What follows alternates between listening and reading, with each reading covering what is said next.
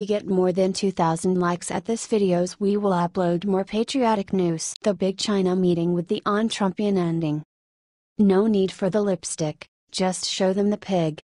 That seems to be the way Commerce Secretary Wilbur Ross and Treasury Secretary Steven Mnuchin chose to play things on Wednesday when they dispensed with any pretense that the first meeting of the new U.S. China Comprehensive Economic Dialogue yielded anything close to a breakthrough. The spin game following past high-level U.S. China trade gatherings was always characterized by lengthy joint statements. Not this time. Ross and Mnuchin summed up the much-hyped meeting with a brief statement that amounted to little more than a thank you note. It was just 5 paragraphs, including 2 that thanked Chinese Vice Premier Wang Yang, his team and other U.S. officials for participating. Another paragraph pointed to gains that resulted from the 100-day trade dialogue that President Donald Trump had been so high on after he and Chinese President Xi Jinping brokered the arrangement during their first face-to-face meeting, at Mar-a-Lago in April. But that effort wrapped up earlier this week, before Wang and his team arrived in Washington. In this case, old news was not good news. We look to achieving the important goals set forth by President Trump this past April in Mar-a-Lago, Ross and Mnuchin said in closing. In other words, no way to sell a letdown. I was surprised by the outcome because it was so un-Trumpian, said Bill Reinsch, a distinguished fellow at the Stimson Center, a national security think tank. The Trump thing would be to settle for peanuts and declare it the greatest thing ever. The administration deserves some credit for not going through the subterfuge, Reinsch continued. It was clear, from the rumors anyway, they went for bigger stuff and didn't get anything. So rather than put lipstick on the pig, they just said, well, here's the pig. Ross and Mnuchin could have asked Trump to tweet the one deliverable from the meeting: China acknowledged our shared objective to reduce the trade deficit, which both sides will work cooperatively to achieve. That sentence could potentially prove more consequential than the scores of commitments that have come out of previous meetings. But ask industry officials if they have any idea how the Trump administration plans to achieve that and it's clear they don't. The business community would prefer a different overarching goal, such as opening China's market to more U.S. exports and investment, or stopping Chinese government policies that force companies to transfer technology in order to do business in the world's second-largest economy. Also, one of the tools the Trump administration is exploring in an effort to pressure China, potentially applying a rarely used U.S. trade law to put restrictions on steel and aluminum imports in the name of U.S. national security, makes industry nervous because of the possibility that such a move could backfire on the U.S. and spur trade retaliation. The comprehensive economic dialogue that Trump and Xi created at their meeting in April is actually just the latest incarnation of a bilateral forum that goes back to the George W. Bush administration. It was originally called the Strategic Economic Dialogue, then renamed the Strategic and Economic Dialogue during Barack Obama's presidency. The Trump administration in May announced initial results from the 100-day plan to approve bilateral trade, including reopening China's market to U.S. beef for the first time in nearly 14 years and other measures that help financial services firms like Citigroup and J.P. Morgan Chase. But as welcome as those achievements were to a few affected industries, Ross' exaggerated sense of the 100-day effort caused sniggering across Washington. It was pretty much a Herculean accomplishment to get this done, Ross said at the time.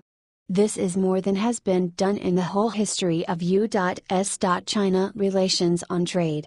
So when China balked this week at the big U.S. demands to cut steel excess capacity and slash the trade deficit, the Trump team apparently saw little advantage in declaring victory over the crumbs offered in other areas, one industry official briefed on the talks said.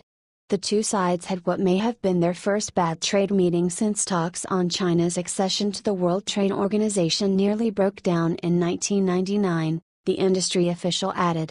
That left the Chinese side confused, since the United States had always wanted to issue joint statements after previous talks, the official added.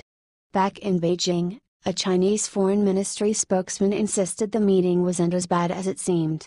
If you read carefully information and remarks made by China and by U.S. Treasury Secretary Steven Mnuchin and Commerce Secretary Wilbur Ross, You will not believe that the US thinks this round is negative, spokesman Liu Kang said.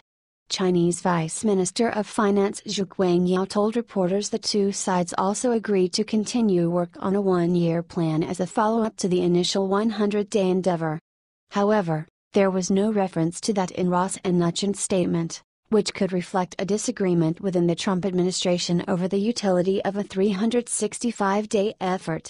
Although both sides talked this week about addressing major long-term challenges in the trade relationship, internally everyone knew it was about generating short-term tweetable deliverables, said Scott Kennedy, director of the Chinese Business and Political Economy Project at the Center for Strategic and International Studies. That didn't happen, but the Chinese don't want it to appear that the negotiations collapsed and there's a big fissure, Kennedy added. They want to suggest that they are still being cooperative, even if they couldn't reach deals on every item under discussion, and they want to look like they are taking the high road. But the failure could also have been the result of poor U.S. preparation, since neither Treasury nor Commerce is fully staffed with political appointees.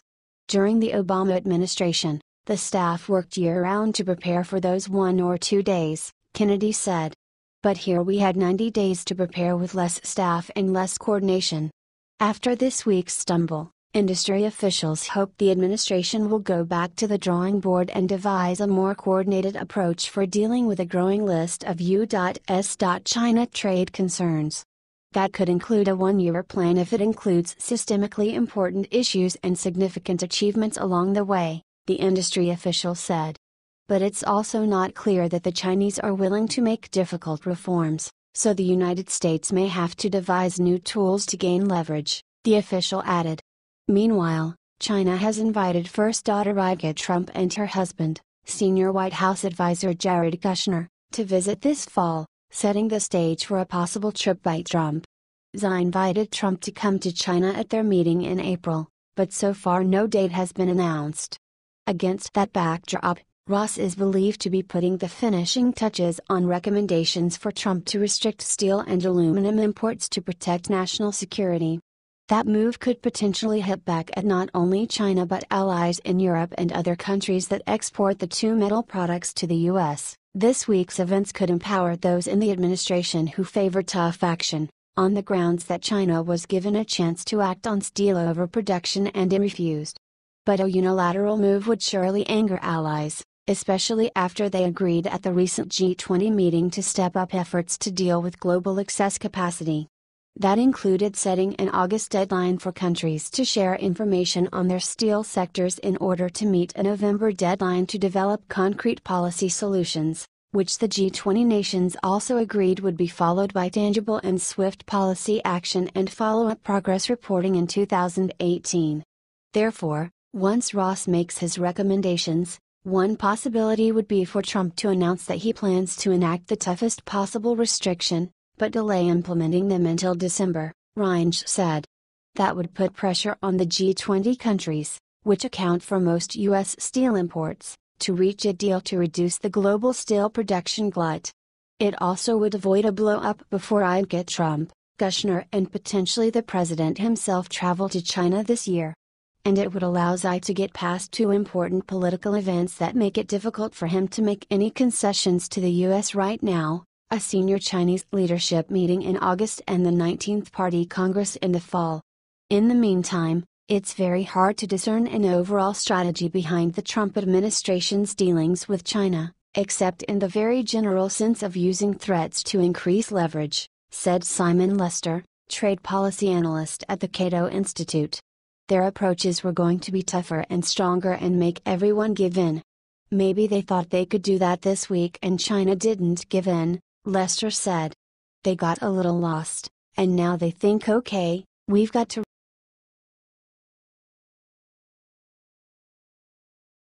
Trump names acting director for Office of Government Ethics. President Donald Trump designated a longtime ethics expert as acting director for the Office of Government Ethics Thursday following the resignation of former director Walter Shaub. David Appel, who worked as the Ethics Office's general counsel since January 2014, will lead the White House office designed to prevent conflicts of interest, OJ said in a Friday statement. Up was honored to continue his 30 years of service to the ethics community in the new job, the statement said. A permanent director, who would have to be confirmed by the Senate, has not been announced by the White House.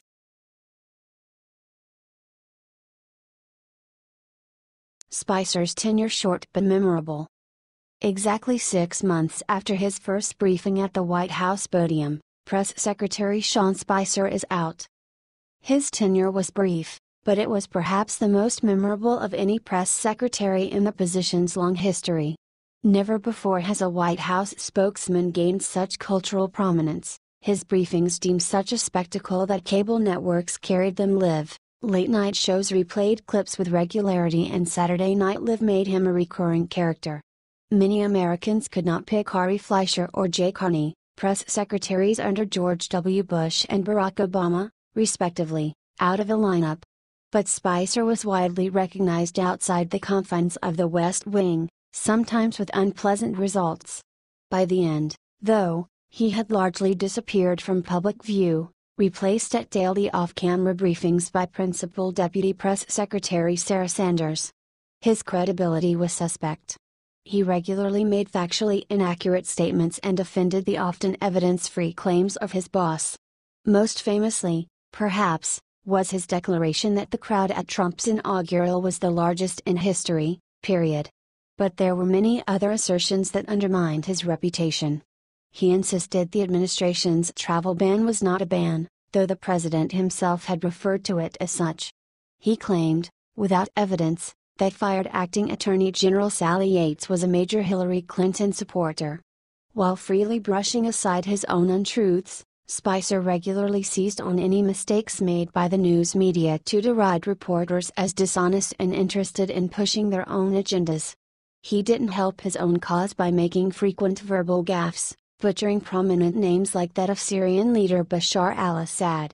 He falsely stated that Adolf Hitler did not use poison gas on his own people, and referred to concentration camps as Holocaust centers. He later apologized for those remarks.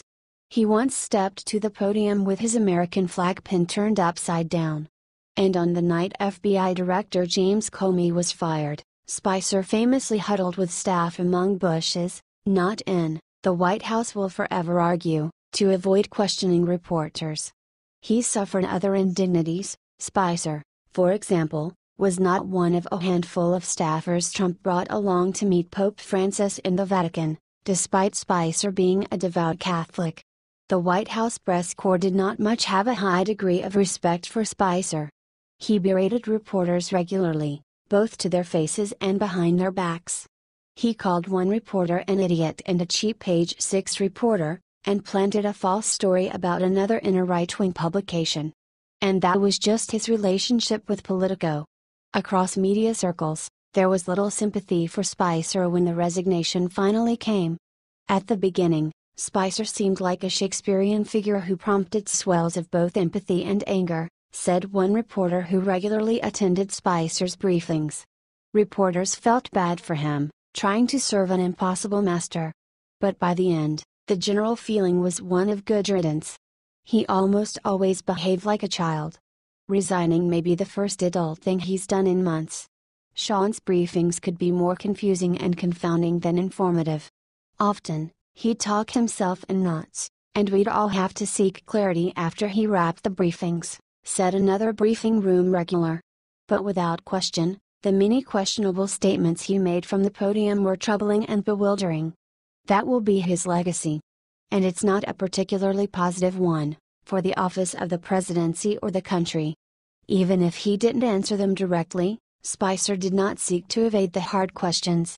He would regularly call on reporters whom he knew would pose difficult queries, from CNN's Jim Acosta to the New York Times' Glenn Thrush and NBC's Holly Jackson, and would often get into heated confrontations, voices on both sides rising. It was often this drama that kept viewers coming back. Many reporters and observers, as combative as they could be with Spicer, quietly voiced sympathy for his plight as spokesman for a demanding and mercurial president. Spicer appeared to grow more comfortable behind the podium as time went on, smiling more often and laughing at his own jokes. And he even came to laugh at himself, gamely joking about the SNL routine and proudly citing a Politico article about his use of the word phenomenal. While his colleagues enjoyed the SNL routine, his boss did not. Trump was particularly irked that Spicer was played by a woman, the comedian Melissa McCarthy. Spicer did not seem quite as irritated. Soon after McCarthy as Spicer doused a reporter with a water gun mid-briefing, a super soaker gun was spotted in Spicer's office. It appeared to be unused.